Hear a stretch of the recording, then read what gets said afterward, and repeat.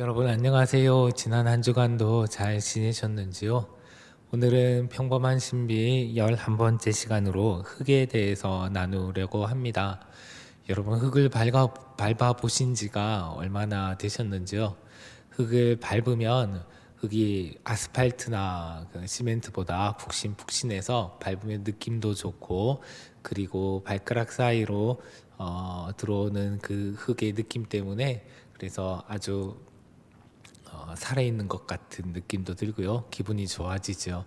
그런데 우리는 도시에 살고 있어서 흙을 밟기란 쉽지 않은 것 같습니다. 특별히 코로나 때문에 밖에 잘 못 나가시고 그래서 흙을 밟거나 만지실 일이 거의 없으실 것 같은데요. 하지만은 코로나가 많이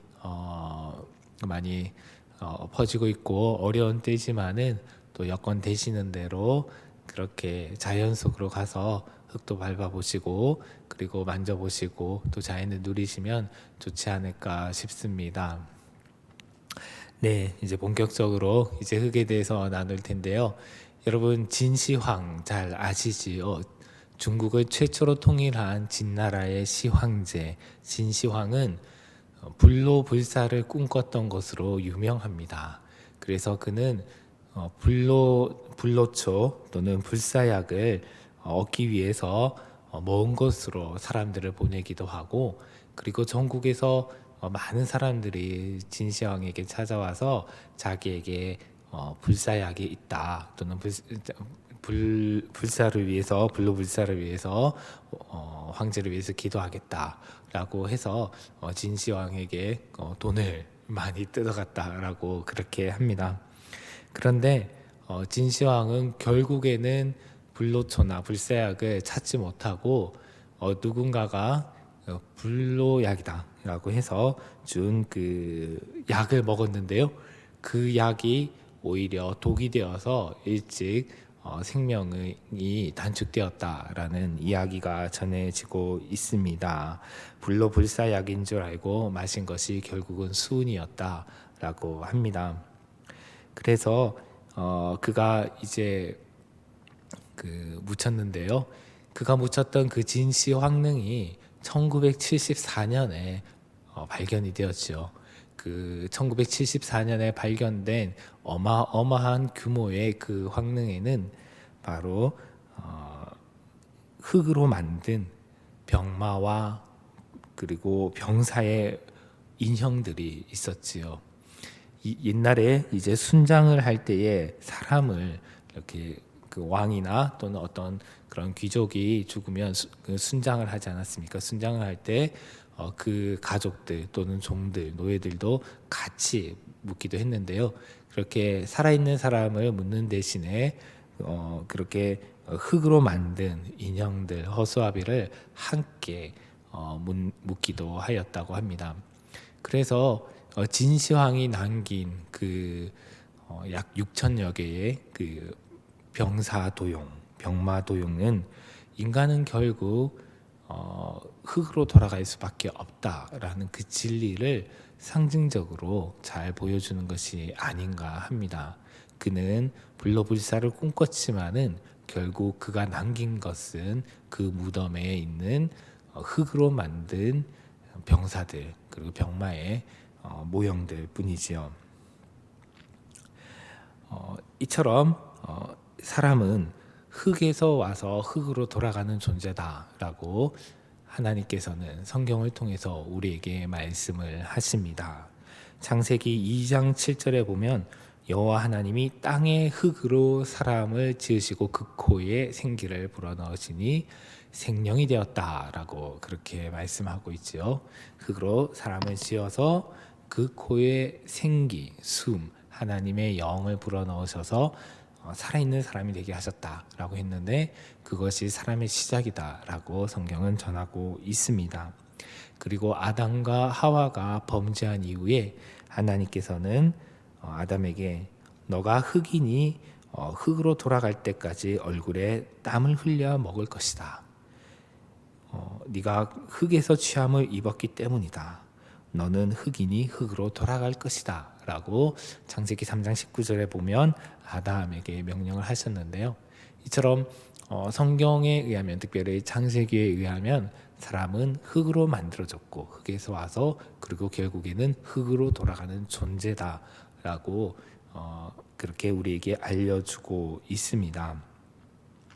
사람이 흙으로 돌아간다, 흙에서 와서 흙으로 돌아간다라고 할 때에 흙으로 돌아간다는 데에는 많은 사람들이 이견이 없을 것이다 라고 생각을 합니다. 흙에서 왔다는 데에서는 사람들이 이견이 있는, 다른 생각을 가지고 있는 많은 사람들이 있죠. 하지만은 기독교인이든지 아니든지 상관없이 모든 사람은 흙으로 돌아간다 라고 그렇게 사람들은 알고 있습니다. 그렇다면 여러분, 흙이란 무엇일까요? 흙이라는, 사전적으로 보면 지구 표면을 덮고 있는 바위가 부스러져서 생긴 가루인 무기물과 동식물에서 생긴 유기물이 섞여 이루어진 물질이다 라고 이야기하고 있습니다. 여러분 흙 잘 아시겠지만은 일단 흙은 지구 표면을 덮고 있고요. 그리고 바위가 부스러져서 생겼다라고 과학적으로는 그렇게 설명을 합니다. 하지만은 성경에 의하면 하나님께서 태초에 흙으로 사람을 만드신 것을 보면 바위가 부서져서 생기기 전에도 흙이 있었다라고 우리가 추정해 볼 수가 있습니다. 그리고 이후에 바위가 풍화 작용을 겪으면서 또는 물에 깎이면서 그렇게 해서 부스러지고 깎여서 흙이 되는 그런 것들도 있지만은 원래부터 흙이 있었고 하나님께서 흙을 만드셨고 그리고 그 흙으로 사람을 만드셨다라고 우리는 그렇게 생각할 수가 있습니다. 어쨌든 이 흙에는 무기물과 유기물이 섞여져 있다라고 말합니다. 무기물이라는 것은 바위가 이제 가루가 되는 것처럼 그런 미네랄 이런 것들로 있는 정말 우리가 흙이가 말하는 것들이고요. 그 다음에 이 유기물이라는 것은 낙엽이나 짐승의 사체, 사람의 사체를 포함해서 이런 동물 그리고 식물들이 썩을 때는 박테리아나 균류가 그것을 분해하죠. 그런 분해 과정을 통해서 아주 흙 속에 존재하는 그런 유기물, 그것이 영양분이 된다고 합니다. 그런 무기물과 유기물이 섞여져 있는 것이 바로 흙이다라고 이야기하고 있습니다. 우리 지구 전체를 사람의 몸으로 비유한다면 지구 전체에서 흙이 차지하고 있는 비율은 사람의 손톱 정도밖에 되지 않는다라고 이야기합니다. 그만큼 지구 전체에서 흙이 차지하는 비율은 정말 적습니다. 하지만은 이 얇은 이 흙이 없다면 식물이 자랄 수가 없습니다. 그래서 흙이 굉장히 중요하지요. 그래서 서양의 정원사들 사이에 전해 내려오는 격언에 의하면 식물을 키우는 것은 흙이고 그리고 정원사는 그 흙을 돌본다라고 그렇게 이야기한다고 합니다. 그래서 사람이 식물을 키우는 것이 아니라 흙이 식물을 키운다라는 그런 이야기이지요. 이처럼 식물을 키우는 것은 흙이고 그리고 그 식물에서 꽃이 피고 열매도 맺고 곡식도 자라고 그렇게 하기 때문에 우리는 흙에서 나오는 그런 식물, 곡식과 열매를 먹고 살아가는데요. 그래서 제가 이제 계속해서 말씀드리고 있는 아시시의 프란체스코는 태양 형제의 노래라는 시에서 이렇게 찬양하고 있습니다. 읽어보겠습니다. 나의 주님, 어머니 땅 자매를 통해 찬양 받으소서. 그녀는 우리를 뒷받침하고 다스리며 다양한 과일들을 맺고 가지각색의 꽃들과 풀들을 냅니다. 이 프란체스코는 여기서 땅은 흙을 말하는 거죠. 이 땅을 자매라고 부르면서 하나님, 이 땅은 어머니 땅이다라고 그렇게 이야기하고 있습니다. 땅을 어머니라고 라고 부르는 것은 이 프란체스코뿐만이 아니라 고대 그리스 신화에도 그런 표현들이 나옵니다. 그런데 어쨌든 프란체스코는 이 땅을 자매로 부르면서 그녀는 우리를 뒷받침하고 그리고 다양한 과일들을 맺고 가지각색의 꽃들과 풀들을 냅니다 라고 이야기합니다. 이렇게 땅에서 꽃들과 풀들과 또 나무와 나무 열매들을 곡식들이 자랐기 때문에 이 땅은 어머니로 그렇게 비유가 되는 것 같습니다. 어쨌든 프란체스코는 이렇게 이 땅을 통하여서 하나님을 찬양하고 있습니다. 아까 말씀드린 이 그리스 신화에서는 땅 자체를 신으로 보지만은 어머니 신 같은 그런 여신으로 보지만은 하지만은 이 프란체스코는 땅 자체를 신으로 숭배하는 것이 아니라 이 땅을 통해서 아름다운 꽃을 피게 하시고 그리고 가지각색의 그런 다양한 과일들을 그리고 곡식들을 맺게 하시는 그 하나님을 찬양하고 있는 것이지요. 이처럼 흙에는 생명이 담겨져 있습니다. 여러분 놀랍지 않습니까? 그냥 보면 아무것도 아닌 것 같지만은 이 흙에는 생명이 담겨져 있습니다. 이 흙이 영양분을 품고 그리고 흙 알갱이 그 작은 알갱이 사이에 틈이 있어서 그 틈에 수분이 들어가서 그곳에 있는 씨앗들을 싹트게 하고 그리고 자라게 하는 것이지요. 성경에서 그래서 이 흙에 대해서 여러 가지 구절들이 나오는데요. 그 중에서도 이제 욥기에 이 흙에 대한 이야기가 많이 나옵니다. 여러분 잘 아시듯이 욥은 굉장히 큰 고난 가운데 있었지 않습니까? 그래서 욥기에 나오는 흙은 대부분 그런 내용들입니다. 앞서 말씀드린 것처럼 우리는 모두 흙에서 와서 흙으로 돌아가는 존재다라는 그런 인간의 운명, 그리고 인간의 그 인생의 허무함, 그런 것들에 대해서 이야기하고 있습니다. 그래서 욥은 사람이 다 흙으로 지으심을 받고 죽으면 흙으로 돌아가기 때문에 그래서 하나님께서 그 흙 속에 있는 그 자기 신을 이제 구원해 주시기를 그렇게 하나님을 바라보고 있는 것이지요. 전도서도 역시 흙에 대해서 이야기하는데요. 전도서 3장 19절에서 20절을 보면 이렇게 말합니다. 인생이 당하는 일을 짐승도 당하나니 그들이 당하는 일이 일반이라 다 동일한 호흡이 있어서 짐승이 죽음같이 사람도 죽으니 사람이 짐승보다 뛰어남이 없음은 모든 것이 헛됨이로다. 다 흙으로 말미암았으므로 다 흙으로 돌아가나니 다 한 곳으로 가거니와. 이처럼 전도서도 역시 사람은 다 흙으로 말미암아서 짐승이나 사람이나 흙으로 말미암아서 흙으로 돌아간다라고 말합니다. 하지만은 거기에서 끝나지 않습니다. 전도서 12장 7절에 보면 이렇게 말합니다. 흙은 여전히 땅으로 돌아가고 영은 그것을 주신 하나님께로 돌아가기 전에 기억하라. 누구를 기억하라고요? 창조자를 기억하라. 창조주, 너를 만드신 하나님을 기억하라 라고 말합니다. 전도서는 이처럼 사람은 흙으로 와서 흙으로 돌아가는 존재이다. 그러므로 흙으로 돌아가기 전에 창조주 하나님을 기억하라 라는 것입니다. 이 전도서는 사람의 육체는 이제 짐승과 마찬가지로 흙으로 돌아가고 아래로 돌아가고 그리고 사람의 영은 하나님께로 올라간다 이렇게 생각을 하고 있습니다. 그래서 흙은 여전히 땅으로 돌아가고 영은 그것을 주신 하나님께로 돌아가기 전에 기억하라라고 그렇게 이야기하고 있는 것이지요. 여러분, 그래서 우리가 흙에서 와서 흙으로 돌아가는 존재이기 때문에 창조주 하나님을 기억하며 살아야 합니다. 하나님은 어떤 분이십니까? 이사야 선지자와 예레미야 선지자가 이사야 45장 9절과 예레미야 18장 6절에서 동일하게 말하는 것은 우리는 진흙이고 하나님은 토기장이다 라는 것입니다. 하나님은 토기장이셔서 흙으로 그 진흙을 만드시고, 때로는 그 만드신 그 흙으로 그릇을 만드시고, 그 그릇을 때로는 토기장의 뜻에 따라 깨기도 하신다라는 것이죠.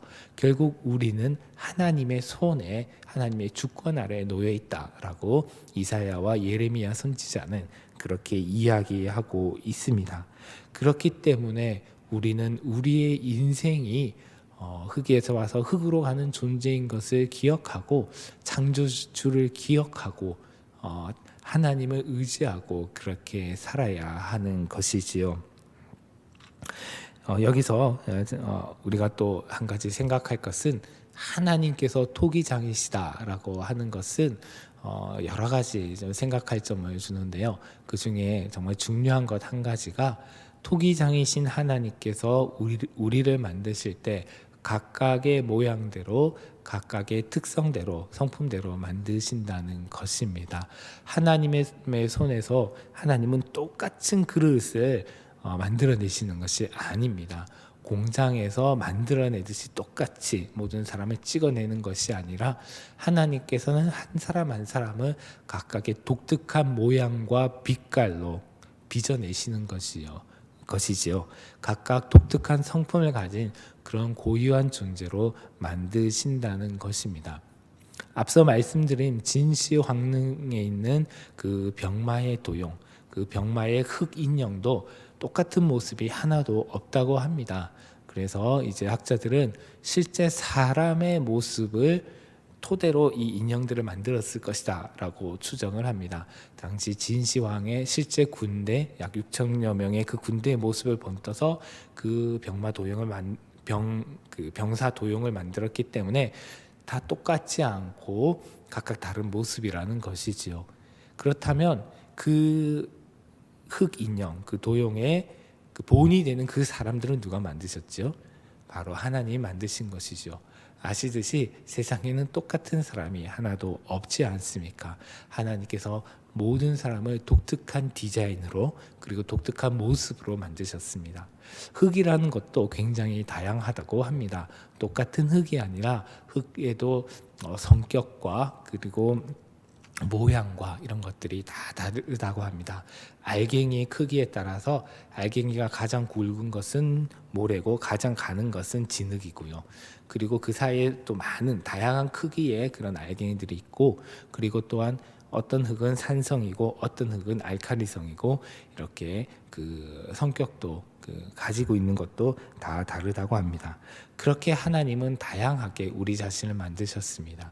그러므로 우리가 흙으로 만들어졌다라고 하는 것은 그저 우리의 인생이 허무하다라는 것만을 말하는 것이 아니라, 토기장이신 하나님, 창조주이신 하나님의 손에서 우리는 독특한 존재로 만들어져서 살아간다라는 것을 말하고 있는 것입니다. 그러므로 우리는 우리의 창조주를 기억하고, 하나님께서 우리를 만드신 대로 하나님께서 우리에게 갖고 계신 그 계획대로 살아가야 하는 것이지요.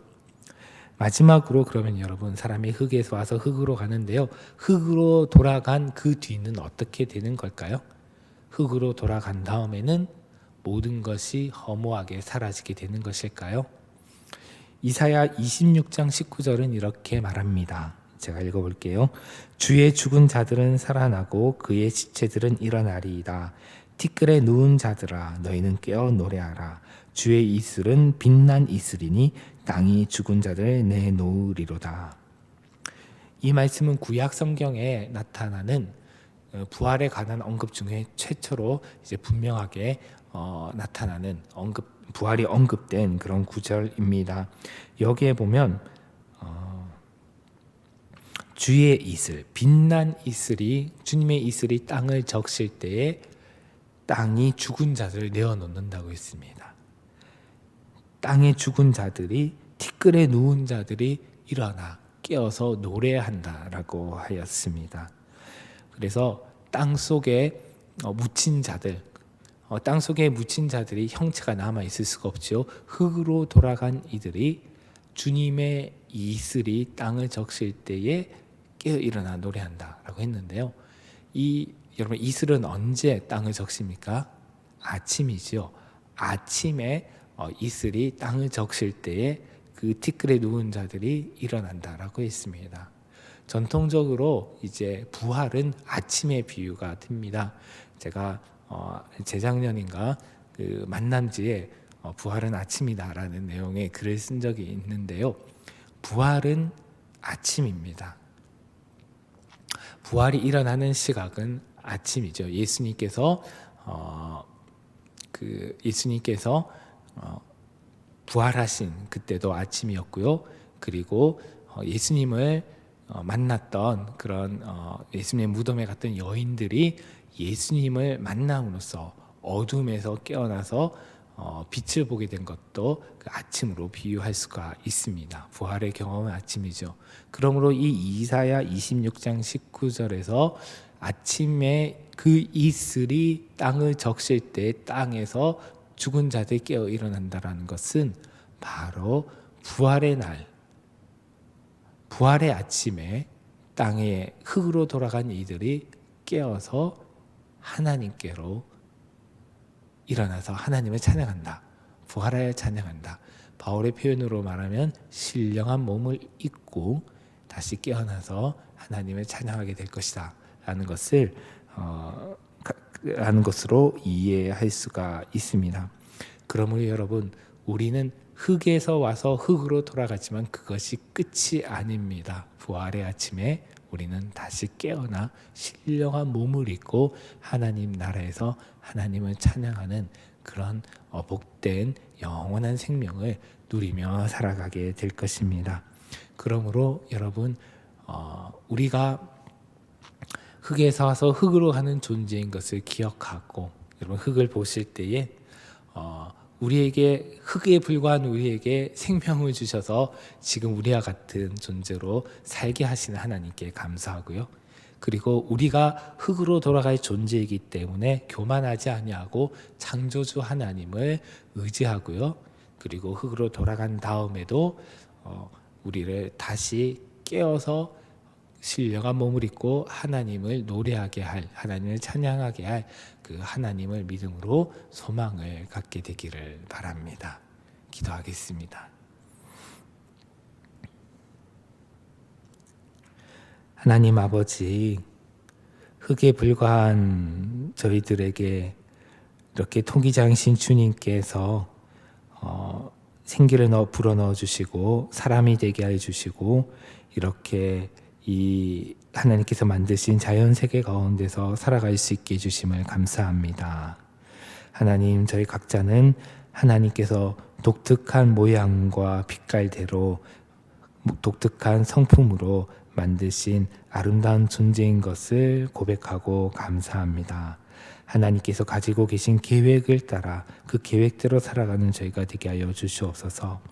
또한 주님, 저희가 흙으로 돌아갈 존재인 것을 기억하고 교만하지 아니하며 헛된 것, 땅의 것을 추구하지 아니하고 하나님을 추구하며 하나님 나라를 추구하며 살아가는 저희가 되게 하여 주시옵소서.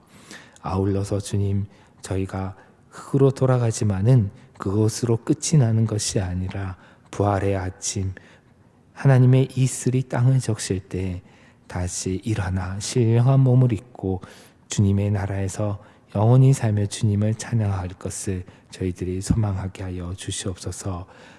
저희가 먼저 보낸 가족들도 그날 함께 만날 수 있을 것임을 기억하고 기대하게 하여 주시옵소서. 한 주간도 저희 모든 식구들을 지켜주시고 건강을 지켜주시며 늘 하나님께서 주신 생명을 누리고 봄의 기운을 즐거워하며 살아가게 해 주시옵소서. 예수님의 이름으로 기도드립니다. 아멘.